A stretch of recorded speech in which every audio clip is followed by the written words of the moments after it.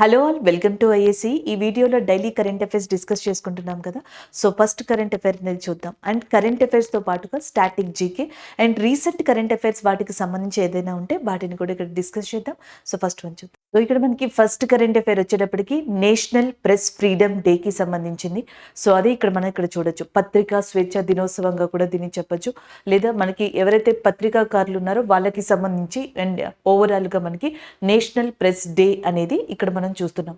Every year కూడా November 16th మనకి national press day అనే దాన్ని సెలబ్రేట్ చేయడం జరుగుతుంది. డేట్ని గుర్తుపెట్టుకోవాలి. అండ్ ద నెక్స్ట్ వన్ థీమ్ని కూడా ఒకసారి ఇక్కడ చూడండి. ఇతివృత్తాంతం అంటాం కదా. డేకి సంబంధించిన థీమ్ ఏంటి అంటే media in the era of artificial intelligence. Media in the era of artificial intelligence అనేదేమో మనకి థీమ్గా ఉంది. అంటే ప్రజెంట్ అంతా కూడా ఆర్టిఫిషియల్ ఇంటెలిజెన్స్ మీద నడుస్తుంది కదా. ఈ టైంలో జర్నలిజం మీడియా పాత్ర అనే దాని మీద ఈ కాంబినేషన్తో థీమ్ అనేది రావడం జరిగింది. డే అండ్ థీమ్కి సంబంధించిందిగా చెప్పొచ్చు. సో ఇప్పుడు ఈ కరెంట్ అఫైర్ ప్రెస్కి సంబంధించింది కాబట్టి ఒకసారి దాని రిలేటెడ్గా ఉన్న static GK and as well as current అఫైర్స్ని కూడా ఒకసారి రివైజ్ చేయొచ్చు ఇక్కడ. సో సాధారణంగా చూసుకున్నట్టయితే మనకి ఇండియాకి ఇండిపెండెన్స్ వచ్చిన తర్వాత first time press council of India అనేది ఏర్పడింది. జేఆర్ ముద్కర్ అనే యొక్క పర్సన్ ఆధ్వర్యంలో ఆయన చైర్మన్గా ప్రెస్ కౌన్సిల్ ఆఫ్ ఇండియా అనే దాన్ని నార్మల్గా ఏర్పరిచారు. అప్పట్లో దీనికి ఒక చట్టబద్ధమైన సిస్టమ్ అనేది ఏం తీసుకురాలేదు, కానీ just press council of India అనే దాన్ని ఎస్టాబ్లిష్ చేశారనమాట. తిరిగి మళ్ళీ 1978లో press council of India act చట్టాన్ని తీసుకొచ్చి 1979లో రీఎస్టాబ్లిష్ చేయడం జరిగింది. If you are SSC aspirant and railway aspirant, మీకు ఫస్ట్ ఉంది చూసారా డే అండ్ థీమ్, అవి సరిపోతాయి. If you are preparing for groups or other then else, ఇంకేమన్నా ఎగ్జామ్స్కి ప్రిపేర్ అయితే ఇది చాలా ఇంపార్టెంట్ అనమాట. ప్రెస్ కౌన్సిల్ ఆఫ్ ఇండియాని రీఎస్టాబ్లిష్ చేశారు 1979లో. ఎందుకంటే 1978లో దానికి ఒక చట్టబద్ధమైన సిస్టమ్ని తీసుకురావడం జరిగింది, ఒక యాక్ట్ని తీసుకురావడం జరిగింది అనమాట. దానికి సంబంధించిందిగా చెప్పొచ్చు. సో ఇక్కడితో నేషనల్ ప్రెస్ డేకి సంబంధించిన ప్రెజెంట్ కరెంట్ అఫైర్ అయిపోయింది. ఈ ప్రెస్ జర్నలిజం ఇవన్నీ కూడా ఇప్పుడు చాలా ఎక్కువ కీ రోల్ని ప్లే చేస్తున్న టాపిక్స్ వర్డ్స్గా కూడా చెప్పొచ్చు. ఇక ప్రెస్ విషయానికి వస్తే అంటే పత్రిక స్వేచ్ఛ జర్నలిజం విషయానికి వస్తే ఇండియాలో వీటిపైన కొన్ని కరెంట్ అఫైర్స్ ఉన్నాయి. ఒకటి మీరు ఇక్కడ కనుక చూస్తే వరల్డ్ ప్రెస్ ఫ్రీడమ్ డే. ప్రపంచ ప్రెస్ ఫ్రీడమ్ డే అనేది ఎప్పుడు అంటే మనకి 3rd మే. నేషనల్ ప్రెస్ డే ఏమో నవంబర్ 16th. జాగ్రత్తగా చూసుకోండి. వరల్డ్ ప్రెస్ ఫ్రీడమ్ డే పత్రికా స్వేచ్ఛ దినోత్సవం ప్రపంచంలో ఎప్పుడు అంటే 3rd మేన రికగ్నైజ్ చేయబడింది. సో ఆ డేని సందర్భంగా చేసుకుని దానికి దగ్గరలోనే ప్రపంచంలో ఎవ్రీ ఇయర్ కూడా ఫ్రీడమ్ ఆఫ్ ప్రెస్ ఇండెక్స్ అనే దాన్ని రిలీజ్ చేస్తారు. సో కంట్రీస్కి సంబంధించిన జర్నలిజం కావచ్చు పత్రికా స్వేచ్ఛ అనేది ఎలా ఉంది అనే దాని మీద ప్రెస్ ఫ్రీడమ్ ఇండెక్స్ అనే దాన్ని రిలీజ్ చేస్తారు.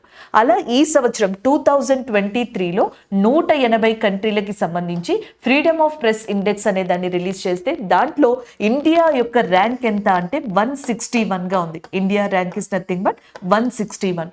టాప్ కంట్రీస్గా ఏమున్నాయంటే ఇక్కడ చూడండి NID అని మెన్షన్ చేశాం కదా. N ఈజ్ నథింగ్ బట్ నార్వేగా చెప్పడం జరుగుతుంది. అలాగే I రిఫర్స్ టు దట్ ఐర్లాండ్గా చెప్పడం జరుగుతుంది. అలాగే నెక్స్ట్ వచ్చేటప్పటికి D ఈజ్ నథింగ్ బట్ డెన్మార్క్గా చెప్తాం అనమాట. సో ఇవి ఇక్కడ ఇంపార్టెంట్ కరెంట్ అఫైర్. దీంట్లో రివైజ్ చేయాల్సింది. D is Denmark and I is Ireland, N is Norway. Freedom of press index. నిన్న మనం ఐస్లాండ్ గురించి చెప్పుకున్నప్పుడు పీస్ ఆఫ్ ఇండెక్స్ గురించి చెప్పుకున్నాం. గ్లోబల్ పీస్ ఇండెక్స్ అని చెప్పేసి ఐస్లాండ్ని కంపేర్ చేశాం చూసారా. ఇక్కడ కూడా అంతే. నేషనల్ ప్రెస్ డే ఎప్పుడు నవంబర్ 16th. థీమ్ ఏంటి మనకి media in the era of artificial intelligence. ప్రెస్కి సంబంధించి ప్రపంచంలో ఇంపార్టెంట్ డే ఎప్పుడు 3rd మే వరల్డ్ ప్రెస్ ఫ్రీడమ్ డేగా చెప్పొచ్చు అనమాట. దానికి దగ్గరలో ఏ ఇండెక్స్ రిలీజ్ అవుతుంది, ఫ్రీడమ్ ఆఫ్ ప్రెస్ ఇండెక్స్ అనేది రిలీజ్ అవుతుంది. దాంట్లో టోటల్గా 180 కంట్రీలకు గాను ఇండియా యొక్క ర్యాంక్ ఎంత అంటే 161. అండ్ నెక్స్ట్ మనకి ఫస్ట్లో ఉన్నది నార్వే ఐర్లాండ్ డెన్మార్క్. ఇంకా లీస్ట్లో నార్త్ కొరియా లాంటి కంట్రీలు లొకేట్ అయి ఉన్నాయి అనమాట లీస్ట్ ర్యాంక్స్లో. అలా ఆ కరెంట్ అఫైర్ని ఇక్కడ రివైజ్ చేయొచ్చు దీంతో పాటుగా. అండ్ నెక్స్ట్ వన్ ఈ జర్నలిజం ప్రెస్ విషయానికి వచ్చేటప్పటికి ఇండియాలో కొంతమంది జర్నలిస్ట్కి కానీ కొన్ని పేపర్స్కి కానీ ఎలిగేషన్స్ రావడం, వాళ్ళకి స్వేచ్ఛ లేకుండా పోతుంది అనడం, వాళ్ళు సుప్రీంకోర్టుని అప్రోచ్ అవడం, ఇలా కొన్ని ఘటనలు జరిగాయి. దానికి సంబంధించిన కరెంట్ అఫైర్స్ని ఒకసారి ఇక్కడ రివైజ్ చేద్దాం. ఒకటి ఇక్కడ మీరు చూడొచ్చు ఇర్ఫాన్ మెహరాజ్ అనే పర్సన్. ఈయన జర్నలిస్టే, జమ్మూ కాశ్మీర్కి సంబంధించిన వ్యక్తి అనమాట ఇర్ఫాన్ మెహరాజ్. సో ఈయన పర్వరేజ్ అనే ఒక ఆర్గనైజేషన్ లో వర్క్ చేసిన తర్వాత పలు మీడియా సంస్థల్లో కూడా ఎడిటర్ గా జర్నలిస్ట్ గా ఇట్లా ఆయన వర్క్ చేయడం జరిగింది. సో ఈయనకి సంబంధించి కొన్ని ఎలిగేషన్స్ వచ్చాయి. ఇండియన్ గవర్నమెంట్ కి, ఇండియాకి వ్యతిరేకంగా ఈయన హేట్ స్పీచ్ లాంటిది పత్రికల ద్వారా స్ప్రెడ్ చేస్తున్నట్టుగా ఎలిగేషన్స్ అనేవి ఈయన మీద రావడం వల్ల ఈయన్ని అరెస్ట్ చేయడం జరిగింది. అలాగే నెక్స్ట్ వచ్చేటప్పటికి పర్బీర్ పురకాయసత్ అనే పర్సన్ ఎవరైతే ఉన్నారో ఈయన ఇండియాలో న్యూస్ క్లిక్ అని చెప్పేసి ఒకటి ఉందన్నమాట. ఇది కూడా మీడియాకి సంబంధించింది. న్యూస్ క్లిక్ ఫౌండర్ గా పర్బీర్ గాని చెప్పొచ్చు. ఈయన కూడా అరెస్ట్ అవ్వడం జరిగింది. లాస్ట్ ఇయర్ ఒక 6 months బ్యాక్ మనకి న్యూయార్క్ టైమ్స్ కి సంబంధించిన మ్యాగజైన్ ఈ పర్బీర్ న్యూస్ క్లిక్ ఇండియాకి సంబంధించిన పలు జర్నలిస్టులు అండ్ సంస్థలకి సంబంధించి ఒక ఆర్టికల్ ని ప్రచురించింది. చైనా నుంచి వీళ్ళు ఎక్కువగా ఫండ్స్ తీసుకుని ఇండియాకి వ్యతిరేకంగా మనకి ఆర్టికల్స్ ని రాయడం కానీ పబ్లిష్ చేయడం కానీ చేస్తున్నారని దాని మీద ఇన్వెస్టిగేషన్ చేసిన ఎన్ఐఏ అండ్ నెక్స్ట్ మనకి రీసెంట్ 3 months లో కూడా ఈ సిఐడి కావచ్చు, మిగతా వాళ్ళు కావచ్చు, వీళ్ళు ఏం చేశారు అంటే పర్బీర్ గారిని అరెస్ట్ చేయడం జరిగింది. ఈయనతో పాటు కొంతమంది జర్నలిస్ట్ ఇళ్లలో సోదాలు చేశారు. సో దానివల్ల వీళ్ళిద్దరూ న్యూస్ లో ఉన్నారు. అయితే వీళ్ళిద్దరిని కూడా అరెస్ట్ చేసింది కామన్ చట్టం కిందనే. ఆ చట్టం పేరు అన్లాఫుల్ యాక్టివిటీస్ ప్రివెన్షన్ యాక్ట్ గా చెప్పడం జరుగుతుంది. మళ్ళీ చెప్తున్నాను, అన్లాఫుల్ యాక్టివిటీస్ ప్రివెన్షన్ యాక్ట్ 1976 లో తీసుకొచ్చారనమాట. అంటే ఇండియాలో ఏదైనా లాకి వ్యతిరేకంగా చేస్తున్నట్టు తెలిస్తే దానిని అరికట్టడానికి ఇలాంటి దాన్ని తీసుకొచ్చారు. ఈవెన్ టెర్రరిజం ని కూడా రూపుమాపడానికి, టెర్రరిజం యాక్టివిటీస్ ఏమన్నా చేసినా, ఎంకరేజ్ చేసినా సరే అలాంటి వాళ్ళని అరెస్ట్ చేయడానికి కూడా ఆ క్లాజ్ ని దీంట్లో ఇంక్లూడ్ చేశారు. ఇది తీసుకొచ్చిన తర్వాత ఈ రోజు వరకు జనరల్ గా చూసుకున్నట్టయితే ఇండియాలో టోటల్ గా 16 జర్నలిస్టులు 16 మంది అన్లాఫుల్ యాక్టివిటీస్ ప్రివెన్షన్ యాక్ట్ కింద మనకి అరెస్ట్ అయినట్టుగా చెప్తున్నారు. ఈ సంవత్సరం న్యూస్ లో ఉన్న 2 జర్నలిస్టులు ఎవరు అంటే జమ్మూ కాశ్మీర్ కి సంబంధించిన Irfan Mehraj and as well as news click founder అయిన పర్బీర్ గా చెప్పడం జరుగుతుంది. తర్వాత వీళ్ళు సుప్రీం కోర్టుకి కూడా అప్రోచ్ అయ్యారు. మాకు ఫండమెంటల్ రైట్స్ ఉన్నాయి, వాటిని మనకు భంగం కలిగేలా చేస్తున్నారు, ఇలా అరెస్ట్ చేస్తున్నారు, ఇలాంటివన్నీ కూడా మనకి జరిగాయి. కానీ అదంతా డిబేట్ రూపంలోకి వెళ్ళిపోతుంది. మనకి కావాల్సింది ఏంటి, ఎగ్జామ్ పాయింట్ ఆఫ్ వ్యూలో ఎలాంటి క్వశ్చన్స్ ని అడిగే ఛాన్సెస్ ఉంది, దానికి ఎలా ప్రిపేర్ అవ్వాలి. ఈ కరెంట్ అఫైర్ ని బేస్ చేసుకుని ఆల్మోస్ట్ మనం 4 కరెంట్ అఫైర్స్ ని రివైజ్ చేసాం. ఫస్ట్ ప్రజెంట్ ఈ రోజు current affair national press freedom day, దాని గురించి నేషనల్ ప్రెస్ డే, దాని గురించి మనం మాట్లాడుకున్నాం, డే అండ్ థీమ్ గురించి. రెండో current affair world press freedom day అనే దాన్ని రివైజ్ చేసాం. మూడో current affair freedom of press index ఏదైతే ఉందో దాని గురించి మనం డిస్కస్ చేసుకోవడం జరిగింది. నాలుగో కరెంట్ అఫైర్ ఎవరైతే రీసెంట్ గా అన్లాఫుల్ యాక్టివిటీస్ ప్రివెన్షన్ యాక్ట్ కింద ఇండియాలో అరెస్ట్ అయ్యారో ఆ జర్నలిస్టుల గురించి మాట్లాడుకోవడం జరిగింది. అక్కడితో మనకి రీసెంట్ కరెంట్ అఫైర్స్ రివిజన్ కూడా అయిపోయింది. నెక్స్ట్ వన్, ఇక్కడ media in the era of artificial intelligence అనేది థీమ్ కదా. ఈ ఆర్టిఫిషియల్ ఇంటెలిజెన్సీకి సంబంధించి 2 కరెంట్ అఫైర్స్ ఉన్నాయి. ఒకటి, ఆర్టిఫిషియల్ ఇంటెలిజెన్సీని వర్డ్ ఆఫ్ ద ఇయర్ కింద ఎవరు రికగ్నైజ్ చేశారంటే Collins dictionary. So Collins dictionary అనేది ఏదైతే ఉందో అది వర్డ్ ఆఫ్ ద ఇయర్ కింద ఈ సంవత్సరంలో ఒక పదం కింద దేన్ని రికగ్నైజ్ చేసింది అంటే ఆర్టిఫిషియల్ ఇంటెలిజెన్సీని రికగ్నైజ్ చేసింది. రీసెంట్ గా మనకి యూకేలోని ఏదైతే మనకి బ్రిటన్ లో బ్లెచ్లీ అనే ప్రదేశం ఉందో అక్కడ ఆర్టిఫిషియల్ ఇంటెలిజెన్సీ సేఫ్టీకి సంబంధించిన ప్రపంచ సదస్సు అనేది జరిగింది. ఇండియా కూడా దాంట్లో పాల్గొంది అండ్ అక్కడ బ్లెచ్లీ డిక్లరేషన్ అనేది జరిగింది. బ్లెచ్లీ డిక్లరేషన్ రీసెంట్లీ ఈ న్యూస్ రిగార్డింగ్ టు వాట్ అని అడిగితే ఆర్టిఫిషియల్ ఇంటెలిజెన్సీగా గుర్తుపెట్టుకోండి. సో దీంట్లో ఏంటి అంటే ఫ్యూచర్ లో ఆర్టిఫిషియల్ ఇంటెలిజెన్సీ ద్వారా ఏదైనా ప్రమాదాలు జరుగుతాయనుకుంటే వాటిని కంట్రోల్ చేసేందుకు మనం ఎట్లాంటి రూల్స్ అండ్ రెగ్యులేషన్స్ పెట్టుకోవాలి. రీసెంట్ గా మనకి ఏదైతే ఒక ఫిలిం స్టార్ కి సంబంధించి డీప్ ఫేక్ అనేది జరిగిందో ఆర్టిఫిషియల్ ఇంటెలిజెన్స్ యూజ్ చేసి, లేకపోతే కొంతమంది celebrities and popular political leaders యొక్క వాయిస్ ఏదైతే ఉందో అది ఫేక్ జరుగుతుందో, ఆర్టిఫిషియల్ ఇంటెలిజెన్సీ వల్ల ఎంత యూజ్ అయితే ఉందో అంత ప్రమాదం కూడా ఉంది. సో దాన్ని కంట్రోల్లో పెట్టాలి అంటే రూల్స్ అండ్ రెగ్యులేషన్స్ కావాలి. అందుకే బ్లెచ్లీ లాంటి డిక్లరేషన్ ని లండన్ లో లేదా యూకేలో జరిగిన ఈ సమావేశంలో తీసుకురావడం జరిగింది. సో దానికి సంబంధించి ఈ 2 కరెంట్ అఫైర్స్ ని మనం రివైజ్ చేయొచ్చు. సో ప్రెసెంట్ కరెంట్ అఫైర్, దాంతో పాటుగా ఉన్న రీసెంట్ అండ్ స్టాటిక్ జీకే పరంగా ఇక్కడ మీరు ఏం గుర్తుపెట్టుకోవచ్చు, ప్రెస్ ఉంది చూసారా, ఈ ప్రెస్ కౌన్సిల్ ఆఫ్ ఇండియాకి ప్రెసెంట్ చైర్మన్ గా జస్టిస్ రంజనా ప్రకాష్ దేశాయ్ గారు ఉన్నారు. Who is the present chairperson of press council of India అని చెప్పేసి అడిగితే జస్టిస్ రంజనా ప్రకాష్ దేశాయ్ గారుగా గుర్తుపెట్టుకోండి. This is all about the day of current affair. Next one చూద్దాం. నెక్స్ట్ కరెంట్ అఫైర్ కూడా మనకి డే కి సంబంధించింది. ఒకసారి ఇక్కడ చూడొచ్చు, వరల్డ్ ఫిలాసఫీ డే అనేది మనకి దీనికి సంబంధించింది. వరల్డ్ ఫిలాసఫీ డే వచ్చేటప్పటికి ఎవ్రీ ఇయర్ కూడా నవంబర్ మంత్లో మనకి థర్స్డే రోజున సెలబ్రేట్ చేయడం జరుగుతుంది. అది కూడా థర్డ్ థర్స్డే. మనకి నవంబర్ మంత్లో ఏదైతే థర్డ్ థర్స్డే వస్తుందో సో ఆ రోజున మనకి వరల్డ్ ఫిలాసఫీ డే అనే దాన్ని సెలబ్రేట్ చేస్తారు. అది ఈ సంవత్సరం మనకి 16th నవంబర్న రావడం జరిగింది. యాక్చువల్గా 16th నవంబర్ వచ్చేటప్పటికి మనకి డిఫరెంట్ డేస్ ఉన్నాయి, like national press freedom day ఇలాంటివి ఉన్నాయన్నమాట.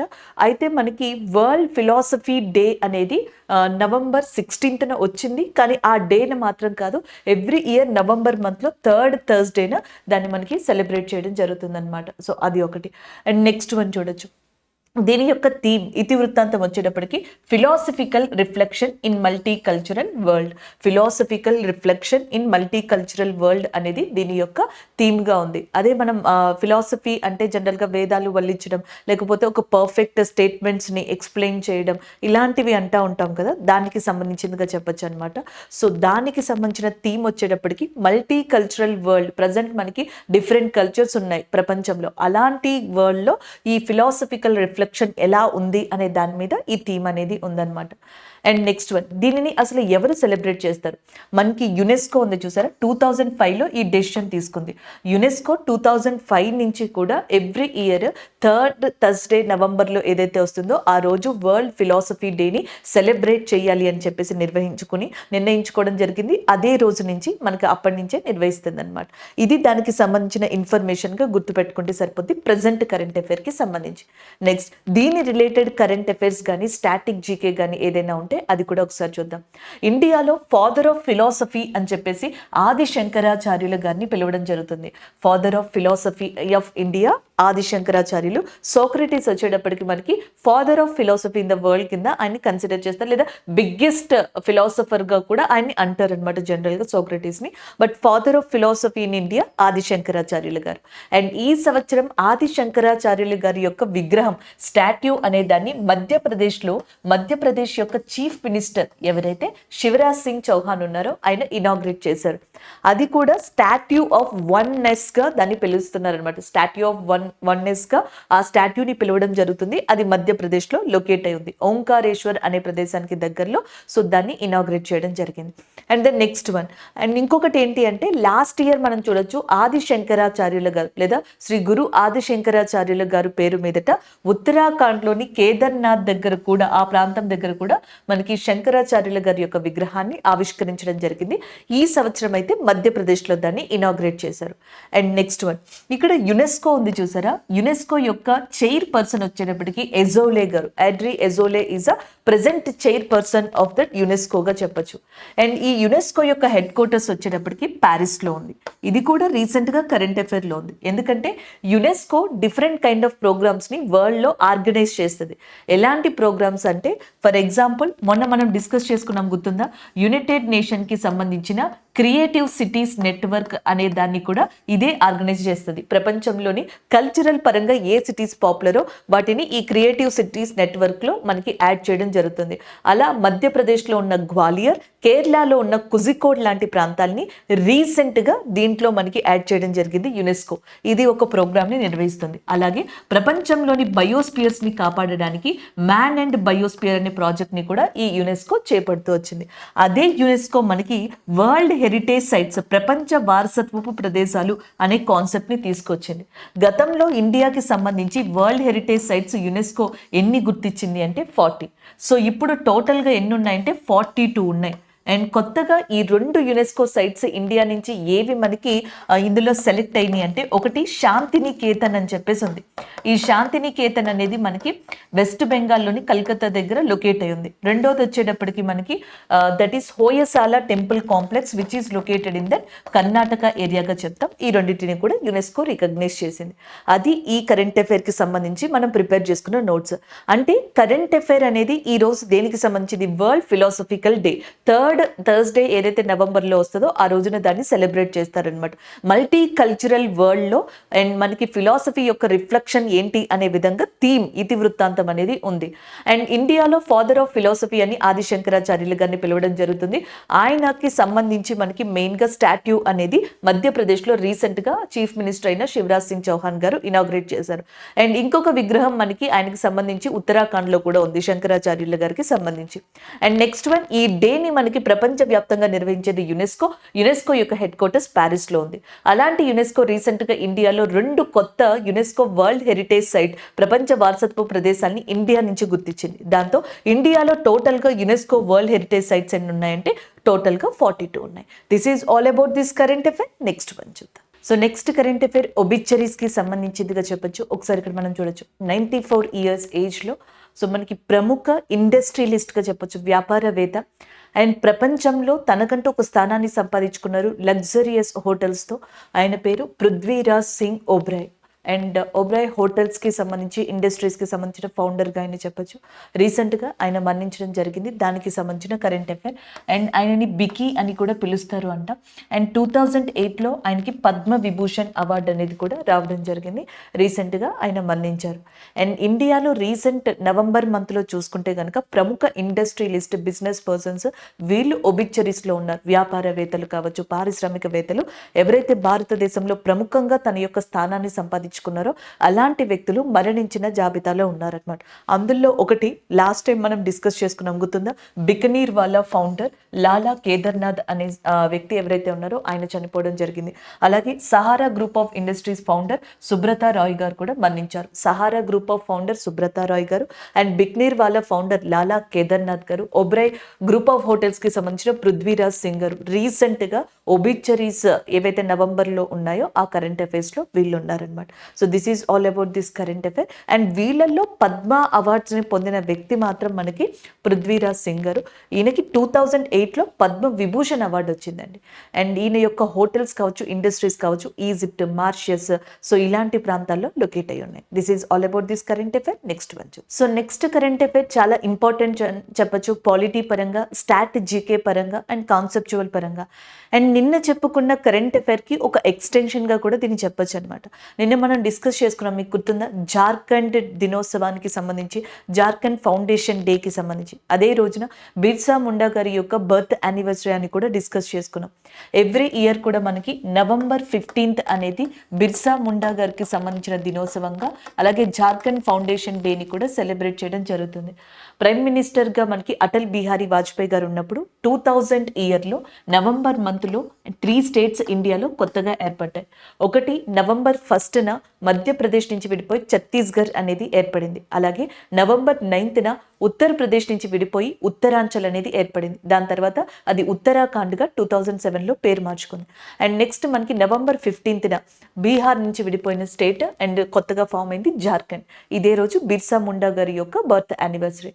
ఈ డేని సెలబ్రేట్ చేయడానికి అని చెప్పేసి ఈ ట్రైబల్ని గురించి మనకి ఇంకా ఎక్కువగా మోటివేట్ చేయడానికి prime minister of India Narendra Modi గారు జార్ఖండ్ని అండ్ జార్ఖండ్ స్టేట్లో ఉన్న ఇంపార్టెంట్ ప్లేసెస్ని విజిట్ చేశారనమాట. సో దాంట్లో భాగంగానే ఇక్కడ చూడొచ్చు మనకి జనజాతీయ గౌరవ్ దివాస్ అని చెప్పేసి దాన్ని పిలుస్తారు. సో దాంట్లో కూడా ఆయన పాల్గొన్నారు. అక్కడ మనకి ఒక స్కీమ్ని అనౌన్స్ చేయడం జరిగిందనమాట. స్కీమ్కి సంబంధించిన డీటెయిల్స్ని అనౌన్స్ చేయడం జరిగింది. ఆ స్కీమ్ పేరు వచ్చేటప్పటికి పీవీటీజీ స్కీమ్గా చెప్పొచ్చు. అండ్ 24,000 crores ఆ స్కీమ్ కింద అనౌన్స్ చేశారు. ఏంటి అనేది ఒకసారి ఇక్కడ చూద్దాం. పీవీటీజీ అని చెప్పేసి ఉంది కదా, దీని అర్థం పర్టిక్యులర్లీ వల్నరబుల్ ట్రైబల్ గ్రూప్గా చెప్తాం. Particularly vulnerable tribal group. Tribal అంటే గిరిజన జాతి. సో దాంట్లోనే ఇంకా దయనీయమైన పరిస్థితుల్లో ఎవరైతే ఉన్నారో ఆ పర్టిక్యులర్ పర్సన్స్ని, ఆ పర్టిక్యులర్ ట్రైబ్స్ని మనకి పర్టిక్యులర్ వల్నరబుల్లీ ట్రైబల్ గ్రూప్ పీవీటీజీగా పిలుస్తారు. వీళ్ళని ఇంకా బాగా సోషియో ఎకనామిక్ కండిషన్స్ని డెవలప్ చేయడానికి, సామాజిక పరంగా, ఆర్థిక పరంగా వెనుకబడిన వీళ్ళని మిగతా గిరిజన జాతులతో సమానంగా తీసుకొచ్చి వీళ్ళందరినీ కూడా ఇండియాలో డెవలప్మెంట్ స్టేజ్కి తీసుకురావడానికి 24,000 crores అండ్ మనకి prime minister PVTG development scheme కింద లేదా మిషన్ కింద అనౌన్స్ చేశారు. ఇనీషియల్గా మనకి కొంత అమౌంట్ అనౌన్స్ చేయడం జరిగింది ఈ సంవత్సరం బడ్జెట్లో. బట్ దాన్ని కాదని ఈసారి 24,000 crores ఆయన అనౌన్స్ చేయడం జరిగింది. దాంట్లో భాగంగానే ఇనీషియల్గా 15,000 కోట్లు 15,000 crores నెక్స్ట్ 3 years ఈ స్కీమ్ యొక్క ఇంప్లిమెంటేషన్ గాను ఆల్రెడీ రెడీగా మనకి రిలీజ్ చేయడం జరిగింది. మిగతాది నెక్స్ట్ మనకి విడుదల వారీగా దాన్ని అలొకేట్ చేసుకుంటూ వస్తారు. అండ్ స్కీమ్కి సంబంధించిన డీటెయిల్స్ అనేవి అయిపోయాయి. ప్రైమ్ మినిస్టర్ పీవీటీజీ స్కీమ్కి సంబంధించి ఎంత బడ్జెట్ 24,000 crores, నెక్స్ట్ 3 yearsకి ఎంత 15,000 crores రిలీజ్ చేస్తున్నారు. సో ఇది దానికి సంబంధించింది. పీవీటీజీ అంటే పర్టిక్యులర్లీ వల్నరబుల్ ట్రైబల్ గ్రూప్గా చెప్పొచ్చు. ఇప్పుడు అసలు ఈ పీవీటీజీ కాన్సెప్ట్ అనేది ఏంటి అనేది ఒకసారి ఇక్కడ చూద్దాం. ఇండియాలో ట్రైబ్స్ ఎవరైతే ఉన్నారో, గిరిజన జాతి ప్రజలు ఎవరైతే ఉన్నారో, సో వీళ్ళల్లో కొంతమంది ఏంటంటే మనకి డెవలప్మెంట్ యొక్క ఆపర్చునిటీస్ని అందుకుని కొన్ని స్టేజెస్ని దాటి వాళ్ళు మనకి కల్చరల్ పరంగా, మిగతా పరంగా, సోషియో ఎకనామిక్ పరంగా మెయిన్గా వాళ్ళు డెవలప్ అయ్యారు. కానీ కొంతమంది ట్రైబ్స్ ఇలాంటి అవకాశాన్ని పూర్తిగా ఫుల్ ఫ్లెడ్జ్డ్గా అందుకోలేక అండ్ వాటిని ఎలా యూస్ చేసుకోవాలో తెలుసుకోలేక ఇలాంటి డిఫరెంట్ కైండ్ ఆఫ్ థింగ్స్ వల్ల వాళ్ళు అక్కడే ఉండిపోయారు అనమాట. అలాంటి వాళ్ళని పర్టికులర్లీ వల్నరబుల్ ట్రైబ్స్ కింద రికగ్నైజ్ చేసింది గవర్నమెంట్ ఆఫ్ ఇండియా. టోటల్గా 75 గ్రూప్స్ ఉన్నాయి, 75 ట్రైబల్ గ్రూప్స్ ఇండియాలో ఇవి ఉన్నాయి అనమాట. అవి కూడా మనకి 18 స్టేట్స్ అండ్ యూనియన్ టెరిటరీస్లో లొకేట్ అయి ఉన్నాయి. టోటల్గా ఇండియాలో 22,544 విలేజెస్లో ఈ 75 పీవీటీజీసీ గ్రూప్స్ అనేవి లొకేట్ అయి ఉన్నాయి.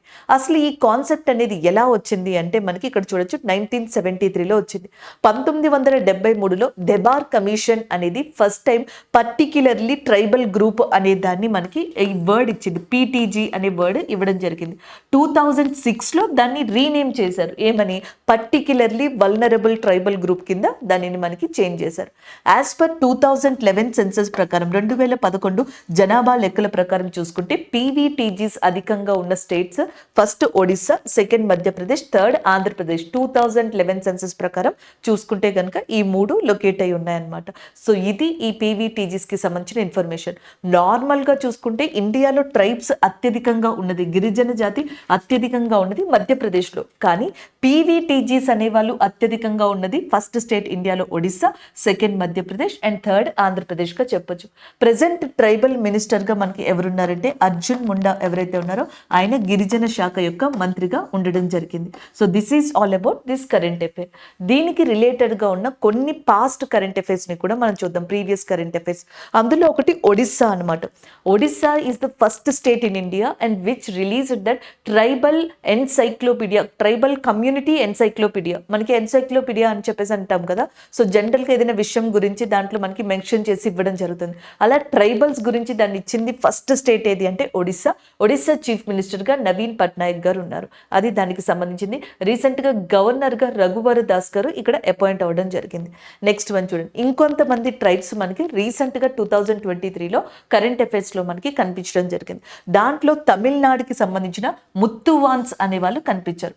Tamil Nadu is very famous for elephants. ఏనుగులకి తమిళనాడు ఏరియా అనేది వన్ ఆఫ్ ద ఫేమస్ స్టేట్స్గా చెప్పొచ్చు. నార్మల్గా ఇక్కడ వీటిని కూడా మనం చూడొచ్చు. అయితే 2023లో ఒక బిగ్గెస్ట్ క్లాష్ అటు ఎలిఫెంట్స్కి ముత్తువన్స్కి మధ్యలో జరిగింది. ఈ ముత్తువన్స్ అగ్రికల్చర్ని ఎక్కువగా బేస్ చేసుకుని ఉన్నారు. సో వాళ్ళు వ్యవసాయం చేసే పంటల్లోకి ఎలిఫెంట్స్ అస్తమానం ఇంటరప్ట్ అవ్వడం, దానివల్ల ఎలిఫెంట్స్కి అండ్ వీళ్ళకి మధ్య డైరెక్ట్ క్లాషెస్ అనేవి జరిగినాయి అనమాట. అందుకని ముత్తువన్స్ అనేవాళ్ళు తమిళనాడుకి సంబంధించిన గిరిజన జాతి రీసెంట్గా కరెంట్ అఫైర్స్లో కనిపించడం జరిగింది. అలాగే మనకి షెడ్యూల్డ్ ట్రైబ్స్ అని చెప్పేసి కాన్స్టిట్యూషన్ ఆఫ్ ఇండియాలో మెన్షన్ చేశారు రాజ్యాంగంలో. ఈ షెడ్యూల్డ్ ట్రైబ్లోకి 4 ఇంకొత్త న్యూ ట్రైబ్స్ ని ఇంక్లూడ్ చేయడం జరిగింది. There is a 4 new tribe groups which are included newly in scheduled tribes గా చెప్పొచ్చు అనమాట. వాళ్ళు ఎవరు అంటే ఒకటి హట్టి ట్రైబ్, వీళ్ళు హిమాచల్ ప్రదేశ్ కి సంబంధించిన వాళ్ళు.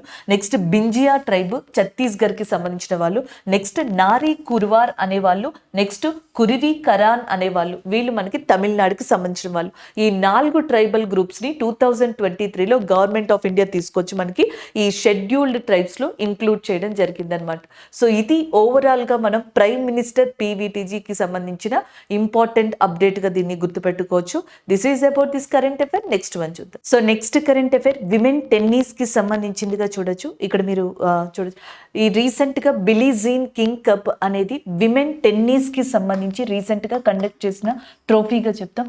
ఇది లాస్ట్ ఫైనల్ మ్యాచ్ కెనడాకి ఇటలీకి మధ్యలో జరిగింది. సో ఇటలీ వచ్చేటప్పటికి మనకి రన్నర్ గా ఉంది అండ్ కెనడా విన్నర్ గా ఉండడం జరిగింది. కెనడా మనకి ఏదైతే ఈ బిలీ జీన్ కింగ్ కప్ అనేది ఉందో దానిని మనకి విన్ అవ్వడం జరిగింది. దానికి సంబంధించిన కరెంట్ అఫైర్ ఇది. అండ్ బిలీ జీన్ కింగ్ అనే పర్సన్ అమెరికాకి సంబంధించిన విమెన్ టెన్నిస్ ప్లేయర్. 1960sలో ప్రపంచంలోని చాలా మంది విమెన్స్ని టెన్నిస్ స్పోర్ట్స్లో ఇన్స్పిరేషన్ చేసిన మహిళగా కూడా ఆమెను చెప్పడం జరుగుతుంది. ఆమె కెరియర్లో 39 మేజర్ టైటిల్స్ని singles and double tournaments tennis టోర్నమెంట్లో గెలిచినట్టుగా కూడా చెప్తున్నారు. ఆమె నేమ్ నేమ్ని మీదుగా, ఆమె పేరు మీదుగా మనకి ఈ బిలీస్ వియన్ కింగ్ కప్ ఏదైతే ఉందో సో దాన్ని తీసుకురావడం జరిగింది. దానికి సంబంధించిన కరెంట్ అఫైర్గా దీన్ని చెప్పొచ్చు అనమాట. అలాగే మనకి జనరల్గా ఏంటంటే వరల్డ్ కప్ కావచ్చు, T20 ఇలాంటివి నార్మల్గా మనం డిఫరెంట్ వరల్డ్ కప్స్ అనేవి FIFA world cup, Asian games, లేకపోతే ఒలింపిక్ గేమ్స్ ఇలాంటివి చూస్తూ ఉంటాం. అవి కాకుండా కొన్ని స్పెషలైజ్డ్ అంటే మనకి ఫుట్బాల్, రబీ లాంటి వాటికి సంబంధించి టోర్నమెంట్స్, ట్రోఫీస్ జరుగుతాయి. వాటి రిలేటెడ్గా కూడా నేమ్స్ అడుగుతారు. ఫర్ ఎగ్జాంపుల్ వాకర్ కప్ అని చెప్పి జరుగుతుంది, అది గోల్ఫ్ గేమ్కి సంబంధించి జరుగుతుంది అనమాట. నెక్స్ట్ డెర్బీ కప్ అని చెప్పేసి రబ్బీ గేమ్కి జరుగుతుంది. ద యాషెస్ ట్రోఫీ అనేది మనకి ఇంగ్లాండ్, ఆస్ట్రేలియాకి టెస్ట్ క్రికెట్స్కి సంబంధించిన ట్రోఫీ. టేబుల్ టెన్నిస్కి సంబంధించి కార్బిలియన్, కార్బిటన్ లాంటి మనకి కప్స్ ఏవైతే ట్రోఫీస్ ఉన్నాయో అవి జరుగుతాయి. అలాగే లాన్ టెన్నిస్కి సంబంధించి డేవిస్ కప్ కావచ్చు, జయలక్ష్మి కప్ ఇండియాలో, విమెన్స్కి సంబంధించి వింబుల్డన్ లాంటివి జరుగుతాయి అనమాట.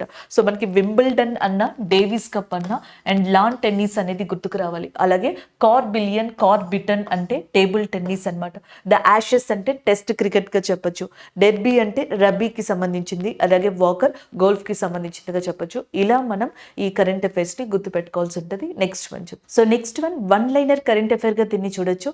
RBI allows NRIs to buy sovereign green bondsగా ఇక్కడ రావడం జరిగింది. సో ఇక్కడ మీద నుంచి నాన్ రెసిడెన్షియల్ ఇండియన్స్, NRIs ఎవరైతే ఉన్నారో సో వాళ్ళు కూడా సోవరెన్ గ్రీన్ బాండ్స్లో ఇన్వెస్ట్ చేయొచ్చు అన్నట్టుగా RBI చెప్పడం జరిగింది. సో జనరల్గా సోవరెన్ గ్రీన్ బాండ్స్ వచ్చేటప్పటికి గవర్నమెంట్ ఆఫ్ ఇండియా ఇష్యూ చేయడం జరుగుతుంది వాటిని. సో దాంట్లో మనకి renewable energy, clean transportation, green buildings లాంటి ప్రాజెక్ట్స్ ఉంటాయి. సో ఆ ప్రాజెక్ట్స్లో ఇన్వెస్ట్ చేయడం కానీ, ఫండింగ్ ఇవ్వడం కానీ, పర్చేస్ చేయడం కానీ, సో ఇలాంటివన్నీ కూడా దీంట్లో రావడం జరుగుతుంది. గవర్నమెంట్ ఆఫ్ ఇండియా ఏమనుకుందంటే 2023-24 ఇయర్కి గాను, ఫిజికల్ ఇయర్కి గాను 20,000 crores ఈ గ్రీన్ ప్రాజెక్ట్స్ నుంచి తీసుకురావాలి, బాండ్స్ నుంచి తీసుకురావాలి అనేది దాని యొక్క ఉద్దేశం. అందుకని చెప్పేసి ఈ సోవరెన్ గ్రీన్ బాండ్స్లో ఇప్పుడు NRIs కూడా ఇన్వెస్ట్ చేసేలాగా దీనిని ఇవ్వడం జరిగిందనమాట.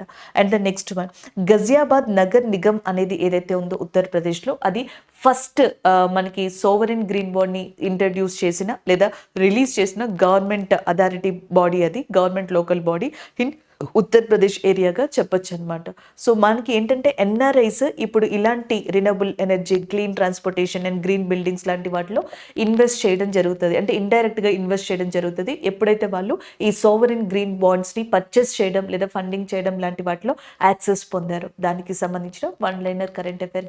నెక్స్ట్ సైన్స్ అండ్ టెక్నాలజీకి సంబంధించింది ఇంటర్నేషనల్, నేషనల్ పరంగా కూడా చూడొచ్చు. వీనస్ అంటే శుక్రగ్రహం ఉంది కదా, దాని మీద నాసా రీసెంట్గా ఆక్సిజన్ని గుర్తించడం జరిగింది, ఆక్సిజన్ యొక్క ఉనికిని గుర్తించడం జరిగింది. దానికి సంబంధించిన కరెంట్ అఫైర్ ఇది. Recently NASA project discovered oxygen traces on that surface of Venus. శుక్రగ్రహం యొక్క ఉపరితలానికి కొంత పైన దాదాపుగా 100 kilometers ఆ పొజిషన్లో మనకి ఆక్సిజన్ యొక్క ట్రేసెస్ని కనుగొనడం జరిగింది. అండ్ ఇండియా నెక్స్ట్ ఇయర్ అతి త్వరలోనే మనకి శుక్రయాన్ 1 అనే దాన్ని చేపట్టబోతుంది. ఇస్రో ఈ వీనస్ మీద పరిశోధనలు జరిపేందుకు శుక్రయాన్ 1 అనే దాన్ని త్వరలో లాంచ్ చేయబోతుంది.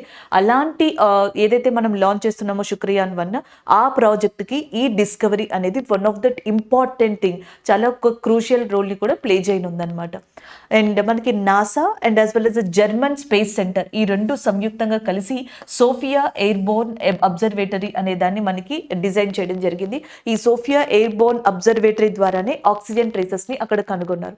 అయితే గతంలోనే ఈ శుక్రగ్రహం మీద, వీనస్ మీద నైట్రోజన్ కావచ్చు, కార్బన్ డయాక్సైడ్ యొక్క ఉనికి అంటే ట్రేసెస్ని కనుగొనడం జరిగింది. ఇప్పుడు మనకి ఈ ఆక్సిజన్ ట్రేసెస్ని కనుగొనడం అనేది వన్ ఆఫ్ ద ఇంపార్టెంట్ థింగ్గా చెప్తున్నారు. అయితే అర్త్ మీద మనకి ఏదైతే ఆక్సిజన్ ట్రేసెస్ లభిస్తాయో 21% అర్త్ అట్మాస్ఫియర్లో ఆక్సిజన్ ఉంటుందని మనం చెప్తా ఉంటాం కదా, అది మనకి double oxygen atom and double atom of oxygen O2 రూపంలో ఉంటుంది. బట్ ఇక్కడ సింగిల్ యాటమ్ ఆఫ్ ఆక్సిజన్ రూపంలో అండ్ దానిని ట్రేస్ చేసినట్టుగా నాసా మనకి చెప్పడం జరిగింది. సో దీని మీద ఇంకొంత మనకి డిస్కవరీ కావచ్చు, రీసెర్చ్ కావచ్చు జరగాల్సి ఉంది. సో ఇప్పుడు ఇలాంటి రీసెర్చ్ అండ్ క్వశ్చనబుల్ ఏవైతే క్వశ్చన్స్ ఉన్నాయో, ఇలాంటి కాన్సెప్ట్స్ ఉన్నాయో, ఇలాంటి వాటిలో ఇండియా యొక్క శుక్రయాన్ 1 అనేది కూడా పాల్గొనే ఛాన్సెస్ ఎక్కువగా ఉన్నాయి. So that is is about this current affair.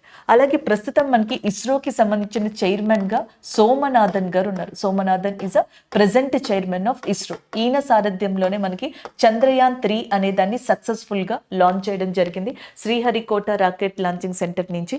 అలాగే నెక్స్ట్ వచ్చేటప్పటికి ఆదిత్య L1 అనే సన్ గురించి పరిశోధన చేయడానికి, సూర్యుడి గురించి, దాన్ని కూడా మనం సక్సెస్ఫుల్ గా లాంచ్ చేసాం అనమాట. అలాంటి సోమనాథన్ గారు ఒక బుక్ రాశారు రీసెంట్ గా. దాని పేరు lines that drank the moon light. And normal గా చెప్తే నిలావు కుడీచ సింహంగల్ అని చెప్పేసి వస్తుంది. నీలావు కుడీచ సింహంగల్ అనేది దాని యొక్క పేరు. అండ్ ట్రాన్స్లేషన్ లో lines that drank the moon light అనేది దాని యొక్క పేరు అనమాట. అయితే ఈ బుక్ ఏదైతే ఒక బయోగ్రఫీ కింద తీసుకొద్దాం అనుకున్నారో సోమనాథన్ గారు, ఆయనకి సంబంధించి అండ్ కాంట్రవర్షియల్లోకి వెళ్ళిపోయింది. ఎందుకంటే ఈయనకు ముందర ఇస్రో యొక్క చైర్మన్ గా కె శివన్ గారు వర్క్ చేయడం జరిగింది. కె శివన్ గారికి సంబంధించిన కొంతవరకు కాంట్రవర్షియల్ స్టేట్మెంట్స్ అనేవి ఈ బుక్ లో మెన్షన్ చేసినట్టుగా, అవి రూమర్స్ కావచ్చు, స్టేట్మెంట్స్ కావచ్చు, బయటకు రావడం వల్ల సో ఇది కాస్త కొంచెం ఇష్యూగా మారిందనమాట. అది దానికి సంబంధించిన ఇంపార్టెంట్ థింగ్. అలాగే చంద్రయాన్ 3ని లాంచ్ చేసిన సందర్భంగా August 23 అనే దాన్ని నేషనల్ స్పేస్ డే కింద ఇండియా రికగ్నైజ్ చేసింది. ఇంకా ప్రతి సంవత్సరం మనం August 23 నేషనల్ స్పేస్ డేని జరుపుకోబోతున్నాం. This is all about this current affair. Next one చూద్దాం. సో నెక్స్ట్ కరెంట్ అఫైర్ కూడా వన్ లైనర్ కరెంట్ అఫైరే, బట్ ఇందులో కొన్ని ఇంపార్టెంట్ పాయింట్స్ ఉన్నాయి. ఒకసారి ఇక్కడ చూద్దాం. సో మనకి స్వచ్ఛ భారత్ స్టార్ట్ చేసిన తర్వాత సిటీస్లో మనకి ర్యాపిడ్ డెవలప్మెంట్ తీసుకురావడానికి మెట్రోపాలిటన్ సిటీస్, అర్బన్ బాడీస్లో డిఫరెంట్ ప్రోగ్రామ్స్ని స్టార్ట్ చేశారు. లైక్ స్మార్ట్ సిటీ మిషన్ అని చెప్పేసి, సో ఇట్లాంటి వాటిని స్టార్ట్ చేయడం జరిగింది. ఇలాంటి వాటిలో భాగంగానే ఇప్పుడు ఏం చేశారంటే గవర్నమెంట్ ఆఫ్ ఇండియా అందులోని ministry of housing and urban affairs ఏదైతే ఉందో మనకి వాళ్ళు ఐనా డాష్ బోర్డ్స్ ఫెసిలిటీ అనే దాన్ని తీసుకొచ్చారనమాట. ఐనా డాష్ బోర్డ్ ఫర్ సిటీస్ అనేది కొత్తగా లాంచ్ చేశారు ఈ మినిస్ట్రీ. ఇది దేనికి అంటే ప్రతి సిటీలోని లోకల్ బాడీస్ ఉంటాయి కదా, అర్బన్ లోకల్ బాడీస్ అంటాం. సో ఇండియాలో ఉన్న ఇప్పుడు అర్బన్ లోకల్ బాడీస్ ఈ డాష్ బోర్డ్లో, ఐనా డాష్ బోర్డ్లో ఆ సిటీకి సంబంధించిన ఇన్ఫర్మేషన్ని అక్కడ అప్డేట్ చేస్తారు. దీనివల్ల ఇండియాలో ఉన్న ప్రతి సిటీలో కూడా కీ అప్డేట్స్ ఏంటి, ప్రాబ్లమ్స్ ఏంటి, మేజర్ అచీవ్మెంట్స్, ఇనిషియేషన్స్ ఇవన్నీ ఒక్కచోటే చూడొచ్చు అనమాట. దానికోసమని ministry of housing and urban affairs దీన్ని స్టార్ట్ చేయడం జరిగింది. ప్రస్తుతం ministry of housing and urban అఫైర్స్కి మినిస్టర్గా, మంత్రిగా హర్దీప్ సింగ్ పూరి గారు ఉన్నారు. అండ్ క్యాబినెట్ మినిస్టర్గా. అండ్ మినిస్ట్రీ ఆఫ్ స్టేట్కి సంబంధించి కౌశల్ కిషోర్ గారు ఉండడం జరిగింది. ఇది మీకు ఇబ్బందిగా ఉంటే ministry of housing and urban affairs ఏదైతే ఉందో పట్టణ అభివృద్ధి శాఖ, దానికి సంబంధించిన మంత్రిగా మనకి హర్దీప్ సింగ్ పూరి గారు ఉన్నారని గుర్తుపెట్టుకుంటే చాలు. వీళ్ళు డేటాని ఇక్కడ మనకి ఇస్తారని చెప్పాను కదా, ప్రతి సిటీకి సంబంధించిన డేటాని అర్బన్ లోకల్ బాడీస్ ఆ పర్టిక్యులర్ ఏరియాకి సంబంధించినవి ఐనా డాష్ బోర్డ్లో ఇంక్లూడ్ చేస్తాయి అని మనకి చెప్పడం జరిగింది. సో వేటి మీద చేస్తాయి, టోటల్గా 5 ఉన్నాయన్నమాట. ఇవి గుర్తుపెట్టుకోవాలి. మిమ్మల్ని ఏదైనా టఫ్ క్వశ్చన్ అడిగినప్పుడు ఇందులో ఒకటి ఉందా లేదా, ఒక దాన్ని మిస్ చేసి అడగడం ఇలాంటివి అడుగుతారు. లేదా ఏ మినిస్ట్రీ లాంచ్ చేసిందని అడుగుతారు, డేటా ఎవరు అప్డేట్ చేస్తారని అడుగుతారు. ఇవి కొంచెం టఫెస్ట్గా ఉంటాయి, అవి చూసుకోవాలి. పొలిటికల్ స్ట్రక్చర్, అడ్మినిస్ట్రేటివ్ స్ట్రక్చర్కి సంబంధించి ఒకటి. అండ్ రెండోది ప్లానింగ్, సిటీ ప్లానింగ్కి సంబంధించి, సిటీ ఫినాన్స్కి సంబంధించి ఒకటి. సిటిజన్ సెంట్రిక్ గవర్నెన్స్, అక్కడ మనకి ప్రజలకి సంబంధించి గవర్నెన్స్ అనేది ఎలా ఉంది, పరిపాలన, దానికి సంబంధించి డెలివరీ ఆఫ్ బేసిక్ సర్వీసెస్, అంటే ఒక లోకల్ బాడీలో మనకి సర్వీసెస్ ఎలా అందుతున్నాయి, సిటిజన్స్కి వాటికి సంబంధించిన పరిపాలన అనేది ఎలా ఉంది, ఆ సిటీ యొక్క ఫినాన్స్ పొజిషన్ అండ్ ఏంటి, and political and as well as administrative position ఏంటి, అలాగే దాంతోపాటుగా ఆ సిటీ యొక్క ప్లానింగ్. ఇలా 5 పిల్లర్స్ అనేవి ఈ ఐనా డాష్ బోర్డ్లో మనకి మెయిన్గా అర్బన్ లోకల్ బాడీస్ డేటాని ఇవ్వడానికి ఉన్న మెయిన్ అంశాలుగా చెప్పొచ్చు. This is about this current affair. Next one చూద్దాం. సో నెక్స్ట్ కరెంట్ అఫైర్ మనకి నేషనల్ వైడ్గా అండ్ స్టేట్ రిలేటెడ్ కరెంట్ అఫైర్గా కూడా చూడొచ్చు. నిన్నే మనం ఒక కరెంట్ అఫైర్ డిస్కస్ చేసాం. హైదరాబాద్లో సదార్స్ ఫెస్టివల్ అనేది ఒక యాదవ కమ్యూనిటీ అనేవాళ్ళు మనకి హైదరాబాద్లో ఈ బఫెల్లోస్కి సంబంధించి ఒక ఫెస్టివల్ నిర్వహిస్తున్నట్టుగా మనం డిస్కస్ చేసుకున్నాం, దాని జాతరకి సంబంధించి. అలాగే ఇప్పుడు హైదరాబాద్ 2nd నేషనల్ స్పైస్ కాన్ఫరెన్స్కి వేదిక కాబోతుంది. 2nd national spice conference, masala దినుసులు అంటాం కదా, వాటికి సంబంధించి జాతీయ స్థాయి 2వ సమావేశం అనేది లేదా 2వ సమావేశం సమావేశం అనేది నవంబర్ 18 నుంచి 19 మధ్యలో హైదరాబాద్లో జరగబోతుంది. దానికి సంబంధించిన కరెంట్ అఫైర్ ఇది. ఫస్ట్ కాన్ఫరెన్స్ వచ్చేటప్పటికి 2022లో జరిగింది. అది కూడా మహారాష్ట్రలో నిర్వహించారు. మహారాష్ట్రలోని ముంబైలో ఫస్ట్ నేషనల్ స్పైస్ కాన్ఫరెన్స్ అనే దాన్ని నిర్వహించడం జరిగింది. ఇప్పుడు national spice conference of India in second conference ని మనకి ఎప్పుడు నిర్వహిస్తున్నారంటే 18 to 19 హైదరాబాద్లో. అండ్ దీన్ని ఎవరు నిర్వహిస్తున్నారంటే వరల్డ్ స్పైస్ ఆర్గనైజేషన్, ప్రపంచ మసాలా దినుసులకు సంబంధించిన ఆర్గనైజేషన్ ఉంటుంది కదా, ఒక ఎన్జిఓ అన్నమాట, నాన్ ప్రాఫిట్ ఆర్గనైజేషన్ ఇది. దాని ఆధ్వర్యంలో ఈ సమావేశం అనేది జరుగుతుంది. ఈ వరల్డ్ స్పైస్ ఆర్గనైజేషన్ యొక్క హెడ్ క్వార్టర్స్ అనేది కేరళలో లొకేట్ అయ్యింది అనమాట. కేరళలోని మనకి కొచ్చిన్ ప్రాంతం ఏదైతే ఉందో అక్కడ దీని యొక్క హెడ్ క్వార్టర్స్ అనేది లొకేట్ అయ్యి ఉంది. అండ్ నెక్స్ట్ వన్ చూసుకుంటే ఈ సంవత్సరం ఈ కాన్ఫరెన్స్ యొక్క థీమ్ ఏంటి, ఇది వృత్తాంతం ఏంటి అంటే food safe spice. Food safe spice the way forward to a stable and sustainable ఇన్కమ్గా చెప్తున్నారు. అది ఒక థీమ్ అనమాట. సో నెక్స్ట్ చూసుకున్నట్టయితే ఈ స్పైసెస్కి సంబంధించి అండ్ గతంలో కూడా సెప్టెంబర్ మంత్లో ఈ సంవత్సరం ఒక సమావేశం జరిగింది ముంబైలో, world spice Congress. World spice Congress సమావేశం ముంబైలో జరిగింది 2023 సెప్టెంబర్ మంత్లో. అది ఇంకొక కరెంట్ అఫైర్. అలాగే ఇంటర్నేషనల్ స్పైస్ కాన్ఫరెన్స్ అనేది ఈ సంవత్సరం ఢిల్లీలోని గుర్గావ్ ప్రాంతం దగ్గర జరిగింది అనమాట. సో ఇక్కడ 3 కరెంట్ అఫైర్స్ చెప్పుకుంటున్నాం. ఇంటర్నేషనల్ స్పైస్ కాన్ఫరెన్స్ అనేది గుర్గావ్లో జరిగింది, వరల్డ్ స్పైస్ కాన్ఫరెన్స్ అనేది ముంబైలో జరిగింది, సెకండ్ నేషనల్ స్పైస్ కాన్ఫరెన్స్ అనేది హైదరాబాద్లో జరగనుంది. సో ఇది దానికి సంబంధించిన ఇంపార్టెంట్ ఇన్ఫర్మేషన్. అసలు ఇండియా అనేది మసాలా దినుసులు లేదా స్పైసెస్కి పెట్టింది పేరు. ఈవెన్ కేరళని మనకి స్పైస్ గార్డెన్ ఆఫ్ ఇండియాగా కూడా పిలవడం జరుగుతుంది. అదే కేరళలో వరల్డ్ స్పైస్ ఆర్గనైజేషన్ యొక్క హెడ్ క్వార్టర్స్ కూడా లొకేట్ అయి ఉందన్నమాట. కేరళ యొక్క గవర్నర్గా ఆరిఫ్ మొహమ్మద్ ఖాన్, కేరళ యొక్క చీఫ్ మినిస్టర్గా విజయన్ ఉన్నారు. ఇది దానికి సంబంధించిన ఇంపార్టెంట్ ఇన్ఫర్మేషన్. నెక్స్ట్ వన్ చూద్దాం. So next current affair audit దివాస్కి సంబంధించింది. ఇక్కడ మీరు చూడొచ్చు, president of India and graces the third audit Diwas celebrations అని చెప్పేసి ఇచ్చారు. President of India respected and మనకి ద్రౌపది ముర్ము గారు రీసెంట్గా ఆడిట్ దివాస్కి సంబంధించిన ఒక సెలబ్రేషన్స్లో పాల్గొనడం జరిగింది, స్పీచ్ని ఇవ్వడం జరిగింది. దానికి సంబంధించిన కరెంట్ అఫైర్ ఇది. అసలు ఇండియాలో ఫస్ట్ ఆడిట్ దివాస్ అనేది నవంబర్ 16, 2021లో స్టార్ట్ చేశారు. 2022లో సెకండ్ వన్ అండ్ 2023లో నవంబర్ 16న థర్డ్ ఆడిట్ దివాస్ అనే దాన్ని ఇక్కడ మనకి సెలబ్రేట్ చేయడం జరిగింది. దీనికి కారణం కాగ్ ఆఫీస్. సో కాగ్ అంటే ఇక్కడ అబ్రివేషన్లో ఏంటండి, కంట్రోలర్ అండ్ ఆడిటర్ జనరల్గా చెప్పడం జరుగుతుంది అనమాట.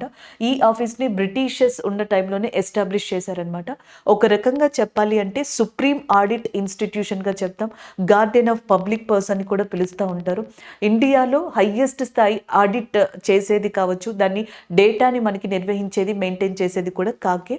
సో దాని యొక్క ఎస్టాబ్లిష్మెంట్, రోల్ అండ్ రెస్పాన్సిబిలిటీ అనే దాన్ని మనకి అవేర్నెస్ని చెప్పడం కోసం అని చెప్పేసి నవంబర్ 16న ఆడిట్ దివాస్ అనే దాన్ని తీసుకొచ్చారనమాట. ఈవెన్ ఇండియన్ కాన్స్టిట్యూషన్లో కూడా ఆర్టికల్ 148లో సుప్రీం ఆడిట్ ఇన్స్టిట్యూషన్గా మనకి కాగ్ అనేది వర్ణించబడింది ఇండైరెక్ట్లీ. అలాగే మనకి controller and auditor general of ఇండియాని అపాయింట్ చేసేది ఎవరు అంటే ప్రెసిడెంట్ ఆఫ్ ఇండియాగా చెప్తాం. భారత రాష్ట్రపతి controller and auditor general of ఇండియాని అపాయింట్ చేస్తారు. వీళ్ళ యొక్క పదవీ కాలం టెన్యూర్ వచ్చేటప్పటికి 6 years ఉంటుంది, లేదా 65 years age, which is earlier one. 6 years పదవీ కాలం లేదా వాళ్ళకి 65 years ఏజ్ వచ్చే వరకు. కొంతమంది ఏంటంటే మనకి ఒక పర్సన్ ఏ అనే పర్సన్ ఫర్ ఎగ్జాంపుల్ 50 years ఏజ్లో గనక కాగ్గా అపాయింట్ అయ్యారనుకోండి, 6 years ఆయన కాగ్గా కొనసాగుతారు. ఒకవేళ బి అనే పర్సన్ ఫర్ ఎగ్జాంపుల్ 63 years అప్పుడు కాగ్గా మనకి అపాయింట్ అయ్యారు అనుకోండి, ఆయనకి 65 years ఏజ్ వచ్చే వరకు, అంటే ఓన్లీ 2 years మాత్రమే కాగ్గా చేస్తారు. ఈదర్ ఏజ్ని లేదా టెన్యూర్ని బట్టి అక్కడ కన్సిడర్ చేయడం జరుగుతుంది. Removal of controller and auditor general of India like judge of supreme court. Supreme court యొక్క జడ్జిని ఎలా అయితే మనకి రిమూవ్ చేస్తారో అదే ప్రొసీజర్ని కాగ్కి కూడా మనకి వర్తించడం జరుగుతుంది అనమాట. అండ్ 149 నుంచి 151 ఆర్టికల్లో powers and duties of controller and auditor general of India ఉంటాయి. అండ్ నెక్స్ట్ వన్ కనుక చూసుకుంటే గార్డియన్ ఆఫ్ పబ్లిక్ పర్స్గా కూడా పిలవడం జరుగుతుంది. First controller and auditor general of India, first CAG of India after independence Narahari రావు గారు. వి నరహరిరావు గారుగా చెప్తాం. Present controller and auditor general of India Girish చంద్ర ముర్ము గారుగా చెప్పడం జరుగుతుంది. అలాగే మనకి అటార్నీ జనరల్ ఆఫ్ ఇండియా, ఇది controller and auditor general of India. Attorney general of India కింద వెంకటరమణి గారు ఉన్నారు. So this is all about that audit Diwas కి సంబంధించిన ఇన్ఫర్మేషన్. నెక్స్ట్ వన్ చూద్దాం. సో నెక్స్ట్ కరెంట్ అఫైర్ ఒక ప్రాజెక్ట్ కి సంబంధించింది, అది కూడా సట్లెజ్ జల్ విద్యుత్ నిగమ్ అనేది వార్తల్లో ఉంది. ఇక్కడ మీరు చూడొచ్చు SJVN అని చెప్పేసి ఉంది కదా, దీన్ని మనం సట్లెజ్ జల్ విద్యుత్ నిగమ్ గా చెప్పడం జరుగుతుంది. సట్లెజ్ జల్ విద్యుత్ నిగమ్ వచ్చేటప్పటికి ఎస్పెషల్లీ హిమాలయ ప్రాంతాల్లోని నదుల మీద హైడ్రో పవర్ ప్రాజెక్ట్స్ ని కన్స్ట్రక్ట్ చేసి అక్కడి నుంచి ఎలక్ట్రిసిటీ ఎనర్జీని జనరేట్ చేయడమే దీని యొక్క ముఖ్య లక్ష్యం అన్నమాట. అది ఒక యూనిట్, ఇది ఒక డివిజన్ అన్నమాట. అందులో Sutlej Jal Vidyut Nigam synchronises the first unit of Naitwar Mori project అని చెప్పేసి ఉంది. సో ఈ నైట్వార్ మోరీ ప్రాజెక్ట్ అనేది మనకి ప్రజెంట్ ఏ స్టేట్ లో లొకేట్ అయ్యి ఉందంటే ఉత్తరాఖండ్ లో. సో ఉత్తరాఖండ్ లో మనకి చాలా ఇంపార్టెంట్ రివర్స్ ఉన్నాయండి, లైక్ అలకనంద, భాగీరథి లేదా గంగా రివర్, యమున ఇలాంటివి ఉన్నాయి. గంగకి one of the important tributary ఉపనదిగా యమునా నదిని చెప్పడం జరుగుతుంది. ఈ యమునా నదికి ట్రిబ్యూటరీనే టాన్స్ రివర్. ఈ టాన్స్ రివర్ మీద మనకి ఈ నైట్వార్ మోరీ ప్రాజెక్ట్ అనే దాన్ని కన్స్ట్రక్ట్ చేసేసారు, అయిపోయింది గతంలోనే. అయితే దీనికి సంబంధించిన 30 మెగావాట్స్ యూనిట్ని ప్రొడ్యూస్ చేసే ఆ డివిజన్ని రీసెంట్గా సట్లెజ్ జల్ విద్యుత్ నిగమ్ ప్రారంభించింది అనమాట. దానికి సంబంధించిన కరెంట్ అఫైర్ ఇది. క్వశ్చన్స్ 3 రకాలుగా వస్తాయి. సట్లెజ్ జల్ విద్యుత్ నిగమ్ రీసెంట్గా మనకి ఏ ప్రాజెక్ట్ని ఉత్తరాఖండ్లో 30 మెగావాట్స్ యూనిట్గా ప్రారంభించింది అంటే నైట్వార్ మోరీ. ఏ రివర్ మీద అంటే టాన్స్ రివర్. టాన్స్ దేనికి ట్రిబ్యూటరీ అంటే యమునాకి ట్రిబ్యూటరీ. ఇలాగా రెగ్యులర్గా అడుగుతారు.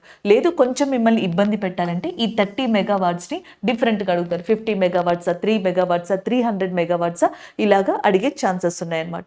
సట్లెజ్ జల్ విద్యుత్ నిగమ్ అనేది 2023లో చాలా సార్లు కరెంట్ అఫైర్లో ఉంది.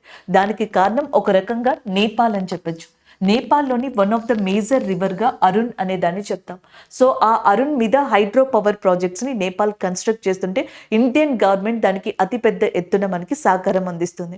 So in the help by the in terms of help by that Sutlej Jal Vidyut నిగమ్గా చెప్పచ్చు. సట్లెజ్ జల్ విద్యుత్ నిగమ్ ద్వారానే ఈ హెల్ప్ని ఇండియా చేస్తుంది అనమాట.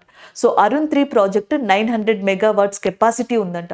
అది నేపాల్లో మనకి చేస్తున్నారు. దానికి సంబంధించి ఇండియా నుంచి హెల్ప్ చేస్తున్న యూనిట్ ఆఫ్ డివిజన్ ఏది అంటే సట్లెజ్ జల్ విద్యుత్ నిగమ్గా చెప్పచ్చు. అలాగే 2023లో స్వచ్ఛత పక్వాడా అవార్డ్ అనే దాన్ని మినిస్ట్రీ ఆఫ్ పవర్ దగ్గర నుంచి అందుకున్న మెయిన్ డివిజన్ ఏది అంటే సట్లెజ్ జల్ విద్యుత్ నిగమ్. దాని యొక్క చైర్మన్గా ప్రజెంట్ మనకి NL శర్మ అనే పర్సన్ ఉన్నారు. చైర్మన్స్ని మీరు ఎగ్జామ్కి ఒక 15 days ముందర అప్డేషన్స్ చూసుకుంటూ ఉండాలి.